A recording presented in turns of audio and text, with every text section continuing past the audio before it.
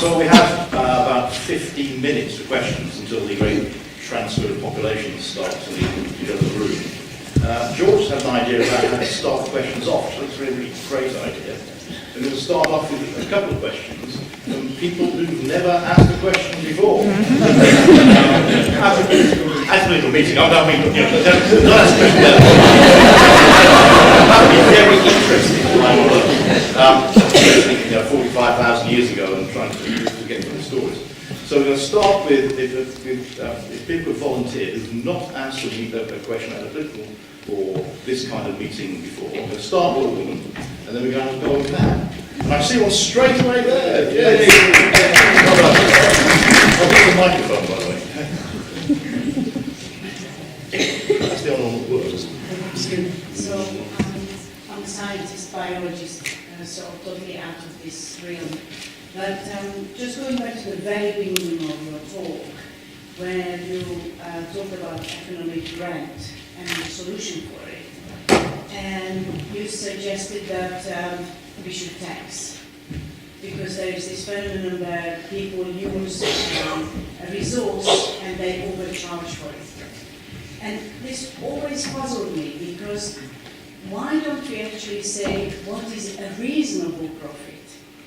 We don't need to tax. If every company, every organization which would produce something, whether it's a service or a product, if they had a reasonable profit and that was shared reasonably, so the workers were paid properly and you know, the owners didn't take too much, so it wasn't unreasonable because of their monopoly, unreasonable profits, then there wouldn't be a problem. You know, then the redistribution... How would you enforce that? So I don't know that, but I'm not the economist or the politician, but I think that is the problem. You see, there is no redistribution of resources. The resources are extremely unevenly taken by the monopolies, by the manufacturers or organizations, and then it's kept. And that's the problem. Okay, you can take it away as tax, but it would be much better for society if somehow we could have a theory or an ideology of reasonable profits. And that would be based on giving the workers a lot more for the value which they generate and create. This is a really good and really interesting question, and there's a lot to what you said. Because, you know, while tax, I think, is an essential part of it, it's not the only part. We need, you know, one very thing which you can apply straight away to what you're saying is strong antitrust laws, anti-monopoly laws. And it's amazing how we've just completely forgotten how important those are, both politically and economically. You know, a couple of generations ago, it was fundamental to any progressive political platform that you can have strong antitrust laws, break up big monopolistic companies, prevent them from overcharging in that way. And that is definitely a way to prevent the harvesting of economic rent.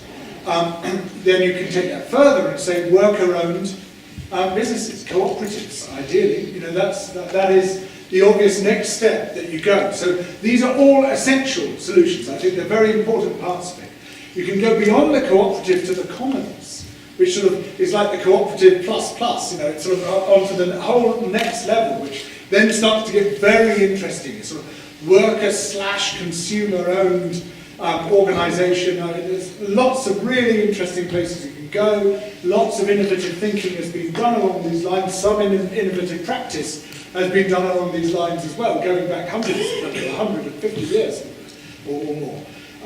So there's a lot of interesting stuff here, but I still think the tax is absolutely essential, because you have to change the power relations. And it's much harder to do those other things before you change the power relations. Of course, there's a chicken and egg thing there as well. You know, if you don't have the strong antitrust laws, you can't break down the power, which then makes it easier to tax them, but it also operates vice versa. And often, of course, you need a major crisis to enable that stuff to happen. But don't worry, they're managing to deliver the major crisis. It's not going to be long.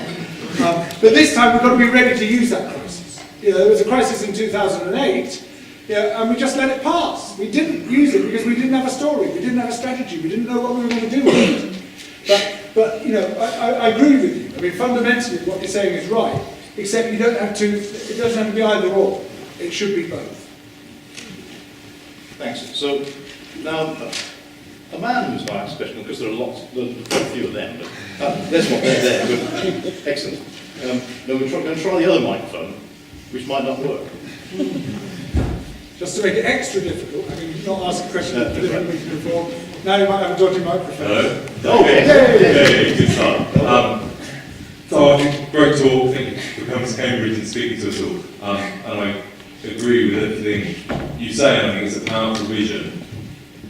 How do you think you can make that part of the mainstream? Like, on the face of it, a land tax doesn't seem like something that's going to grab the headlines and inspire people when you have things like the NHS crisis, people's concerns over like immigration and Brexit and the whole destruction of that, whether you agree with it or not, we don't have to go there. It feels to me that I'm aware I probably live in a bubble, and a lot of us live in a bubble where people share similar views. How do you break out of that and make this an issue that everyone cares about? Thank you. Another question for getting people to ask you, I haven't asked at political meetings before. You see, you get really good questions. It's always a good way to start. Thank you, as you have abundantly demonstrated both of you. Yeah, I mean, of course, you know, this is always going to be a struggle, but there's some really fascinating work, summarised among other places in Jeremy Lent's very interesting book, The Patterning Instinct, showing that in case after case, the people who studied this across many societies and many transformational moments, that when you get 3.5% of the population firmly committed to a new political position, everyone else then falls in line. It's a really weird thing. It's really weird phenomenon. And it's not sort of an instant thing, but basically what happens is you've got to have that core of committed people. I mean, it really does seem to be true that a small number of committed people can change the world, as the quote misattributed to Margaret Mead says, and that small number is 3.5%. It's a very weird, counterintuitive thing. And what seems to be happening there is, I go back to this notion of us being highly socially minded, we're always unconsciously picking up cues from other people and seeing what's changed and moving that way. That's why, suddenly everyone's wearing a different kind of jumper. And you think, how did that happen? Who told you to wear these jumpers? But you just sort of picked it up, and it just sort of, suddenly it's like, oh, you think it's your own idea, but everybody's doing it. And so you, and it's concentric circles. So basically you start with a small core of people. And the people you then try to reach are not the people furthest away from you, they're the people you might never reach, they're the people closest to you. People say, oh, you're just preaching to the choir. The choir is exactly the people we need to be preaching to. Because that's the way you expand your circle. It might start with a few hundred people, then you expand it to a few thousand, and then it expands to a few tens of thousands, then it expands to a few 100,000, and then you won. And so you don't have to worry about the far-off opposition. You have to worry about getting everybody focused on the same fundamental aims. And one of the problems with the sort of informal opposition movements that we've had, like this sort of anti-globalization movement, the global justice movement and things, over the past few years, is that we tend to have 1,000 new ideas and we all go off running off in different directions with these sort of slightly half-cocked, half-formed stories. But we need to sort of get together and say, okay, what is our story? What is this fundamental core story around which we're going to rally? And then you stick with it and you just bang on and bang on. And I'm not claiming I've necessarily written that core story, but it's a sort of story, it's a sort of thing that we need to latch on to. And we've got some great minds around and we bring them together when we do that. Right. Thanks. So both those questions are from the middle of the room. So I think we'll have one from that side and one from that side, and that's probably going to be enough. So from this side, yes, there's one right there, behind the camera. Yes.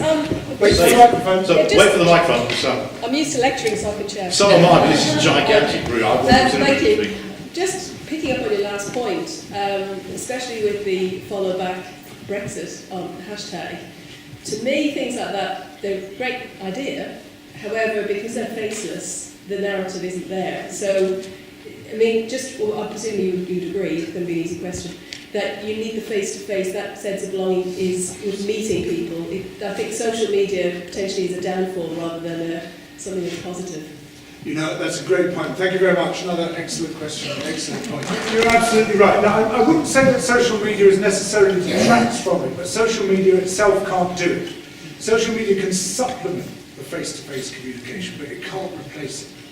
And, you know, the most powerful medium, despite all the inventions, television, of newspapers, of radio, of Facebook, of internet in general, everything else we've invented, none of it is as powerful as word of mouth. That remains the most powerful medium. But the great thing about it, we've all got it. We've all got that potential. So never neglect it. You know, tempting as it is to think, I'm going to wage this war on Twitter, and God knows I'm the worst offender. Tempting as that is, actually it's this stuff which is what really counts, which is exactly why I'm here. Thanks. And one more this side. One there, yes. Can I... Wait for the microphone. Although I can hear you, probably the people at the far end up there probably can't. This is just in the area you can fix, obviously. It is. We work well. Yeah, I should do this myself. Good. I wanted to ask you about the money creation system, because the debt-based economy must surely only keep going by economic growth, and you've very eloquently pointed out why economic growth is not the answer. Yes, thank you very much for this. There is a huge issue here with fractional reserve banking, basically, that banks are able to create money out of nowhere just by issuing credit, issuing debt. We have this huge escalation of that power, and they gain a great deal of economic power from doing so, but they also mean that we're just creating and creating and creating debt, which then has to be paid off, and the only way of doing that is through economic growth, which is why we end up with crises when economic growth falters, because we have a debt crisis which overwhelms us. Now, look, this is all a bit above my pay grade. I mean, as soon as I get into anything complicated to do with money and banking, I start to falter myself. So all I'd say is that there has been some really great thinking about this, and that I would urge people to look up modern monetary theory, to look up fractional reserve banking, to look at what people like Steve Keen have been up to. I'm not saying that bringing it all to an end necessarily solves all the problems. Some people have pointed out that if you go back 300 years, 400 years before there was much informal money lending, the only people who had any money were the aristocracy, and people had to go on bending knee to them, and they could charge whatever interest rates they liked. So you need some alternative sources of financing. And one of the problems we've got to solve when we consider a growth-free economy, or a stable state economy, or an economy where growth doesn't really matter, is how you avoid the even further concentration of wealth and economic rent.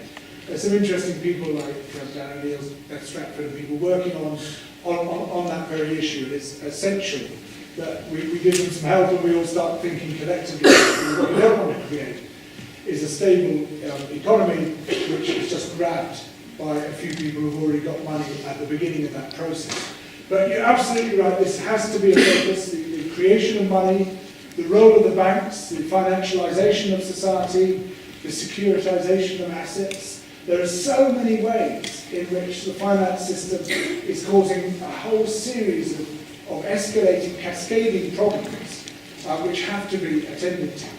And actually, one of the big issues comes back to land, because the majority of financing now is going to land. It's not going into creating new businesses or anything, it's just going into ramping up the price of houses and of other fixed property of that kind, to the detriment of almost everyone. And that idea that what they call investment is anything but, it's just speculation. And that way of harvesting money from the rest of society through speculatively financing property, which isn't growing, because the land, they stop making it. That's one of the many problems which we confront. So, look, all I'm saying here, because I've reached the limits of my own expertise very quickly indeed, they're about this big, is that we need a lot of great brains on this. We've got a lot of great brains, but we have to be working together. And this is one reason why I think that this initiative, Imagine2027, is such an important one, because those who have come to a lot of these meetings will be exposed to a lot of these different brains coming from coming at the issue from different angles. And by the way, I was interested in this. Our very first talk was called Anne Pettifor talking about money creation, and you can watch that on the website. Great. So can I just add one thing to what Anne Pettifor was saying? It is positive money. Yes. The economists at Positive Money, are coming up with some very practical, workable solutions now for the alternative that's currently running. Thank you very much. So you're absolutely right. And what we need to do is to throw this into the mix, but within a narrative framework. That's the key thing. We have to have a narrative framework which anchors these good ideas. Because otherwise we just have ideas floating about randomly. But they have to be brought together into something coherent, which people can then attach themselves to. Because that sense of belonging also applies when it comes to politics and economics. When it comes to a policy platform, you've got to have something deeper than policy. You've got to have the narrative structure out of which policy grows, within which your values and your principles are embedded, and to which people can attach themselves and feel a sense of belonging. So the politics of belonging is not just a belonging to place, not just a belonging to people, it's also a belonging to ideas and a belonging to stories.